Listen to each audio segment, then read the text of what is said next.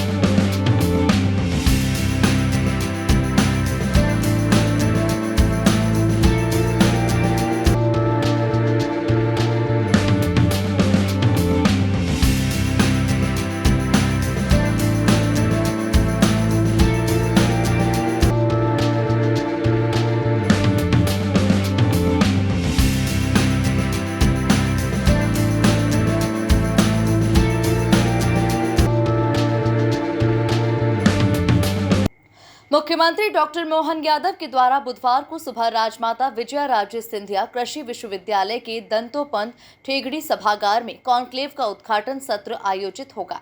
मुख्यमंत्री डॉक्टर मोहन यादव इस अवसर पर ग्वालियर चंबल अंचल की 10 औद्योगिक इकाइयों सहित प्रदेश की 22 इकाइयों का वर्चुअल भूमि पूजन तथा लोकार्पण करेंगे।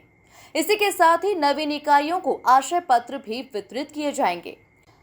मुख्यमंत्री doctor Mohan Yadav invest MP portal भी लॉन्च करेंगे और इस रीजनल इंडस्ट्रीज कॉन्क्लेव में केंद्रीय संचार मंत्री ज्योतिरादित्य सिंधिया, विधानसभा अध्यक्ष नरेंद्र सिंह तोमर, प्रभारी मंत्री तुलसी सिलावट सहित प्रदेश के कई मंत्री तथा जनप्रतिनिधि इस कॉन्क्लेव में शामिल होंगे।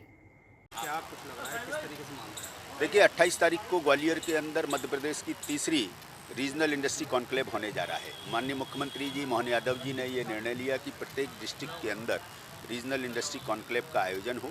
तो जिस तरह से जो आयोजन के पहले की तैयारियां हैं, उत्साह है, और ये आयोजन होने से पहले मुख्यमंत्री जी कोयम्बटूर और महाराष्ट्र निवेशकों को आमंत्रित करने गए और मुख्यमंत्री की जी जो अवधारणा है कि ग्वालियर जहाँ पर ये कॉन्क्लेव हो वहीं के स्थानीय लोग इसमें अपना उद्योग लगाएं और यहीं के स्थानीय पैदावार का संबंधित उसमें उद्योग हो, तो जो लोकल टू वोकल वाली जो अवधारणा है, मुझे लगता है कि ग्वालियर अब इसके लिए पूरी तरह से तैयार है। क्योंकि ग्वालियर के अंदर जो अधूरे विकास कार्य थे, चाहे हम एयरपोर्ट की बात करें, बहुत लंबे समय से हम देखते थे कि एयरपोर्ट ग्वालियर के अंदर हो। तो जब श्रीमान ज्योतिरादित्य सिंधिया जी एविएशन मिनिस्टर थे तो 16 महीने के रिकॉर्ड समय में ग्वालियर का एयरपोर्ट बना, जो इसने वर्ल्ड रिकॉर्ड भी बनाया।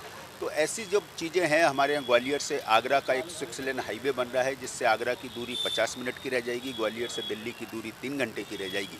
तो मुझे लगता है कि ये सारी चीज़ें कुल मिला के इस बात का प्रमाण है कि ग्वालियर अब उस तरह से तैयार है। ग्वालियर के अंदर माहौल बन चुका है। ग्वालियर के अंदर चाहे जिला प्रशासन हो, चाहे उद्योग विभाग हो, चाहे उद्योगपति हो, चाहे व्यापारी हो, चाहे मीडिया हो, सभी लोग सकारात्मक रूप से इसको आगे बढ़ा रहे हैं। और मेरा ऐसा मानना है कि जब कोई कार्यक्रम होता है तो और कोई उद्योग लगेंगे तो कुछ परेशानियां आएंगी, वो चुनौतियां आएंगी। उस चुनौतियों का सामना करने के लिए Madhya Pradesh chamber of commerce जैसा संगठन सदैव खड़ा रहेगा और हम सब लोग मिलकर जब इस दिशा में आगे बढ़ेंगे तो ग्वालियर अपनी पुरानी विरासत को प्राप्त करेगा। मैं वही कह रहा हूँ कि पहले और अब में ये अंतर है कि ग्वालियर की जो पृष्ठभूमि है, ग्वालियर के अंदर एयरपोर्ट का निर्माण हुआ, ग्वालियर के अंदर जो मूलभूत चीज़ें हैं, चाहे सड़क कनेक्टिविटी की बात हो या पॉलिसी की बात हो, मुख्यमंत्री जी उसमें लगातार पॉलिसी में परिवर्तन भी कर रहे हैं और हमें आशा है कि कल भी वो कुछ ना कुछ घोषणा करेंगे। और जो इंडस्ट्री पर डबल टैक्सेशन होता है, जिसमें नगर निगम का संपत्ति कर भी होता है और डीआईसी को उसको मेंटेनेंस शुल्क भी देना पड़ता है, तो शायद कल हमें पूरी आशा है कि इस बात की घोषणा हो कि नगर निगम का संपत्ति कर से ये इंडस्ट्रियल एरिया मुक्त किए जाएं। तो जिस तरीके से मुख्यमंत्री जी अध्ययन कर रहे हैं और जिन बारीकियों को अध्ययन करके वो दूर करने की बात कर रहे हैं, वो कर भी रहे हैं, तो इससे पूरा सकारात्मक माहौल बना है। और मुझे लगता है इस बार का इन्वेस्टर मीट इस बार का जो इंडस्ट्री कॉन्क्लेव पिछले बार के इन्वेस्टर मीट या बायर सेलर मीट से थोड़ा भिन्न होगा। लगभग कितनी कंपनियां इधर बन सकती हैं? देखिए ये बताना अभी मुश्किल होगा कि कितने बड़े उद्योग और कितने लघु उद्योग होंगे, लेकिन जिस तरह से पूछ परख है, जिस तरह से उत्साह है, जिस तरह से बाहर से लोग भी संपर्क कर रहे हैं, उसके आधार पे मैं ये कह सकता हूँ कि ये संभावना है वो बहुत सकारात्मक है। एक जनता से जुड़ा सवाल है कि जनता को कितना और खासतौर पर युवाओं को कितना लाभ होगा इससे? देखिए जब एमएसएमई बढ़ती है तो युवा सबसे ज़्यादा लाभ सीधा रोजगार एमएसएमई देती है, और एमएसएमई उन लोगों को रोजगार देती है जिनके पास स्किल नहीं होता। अगर उनके पास कोई स्किल नहीं है तो साफ़ सफाई कराने का काम दे दिया जाता है, स्किल नहीं है तो चाय पिलाने और पानी पिलाने का भी काम दे दिया जाता है।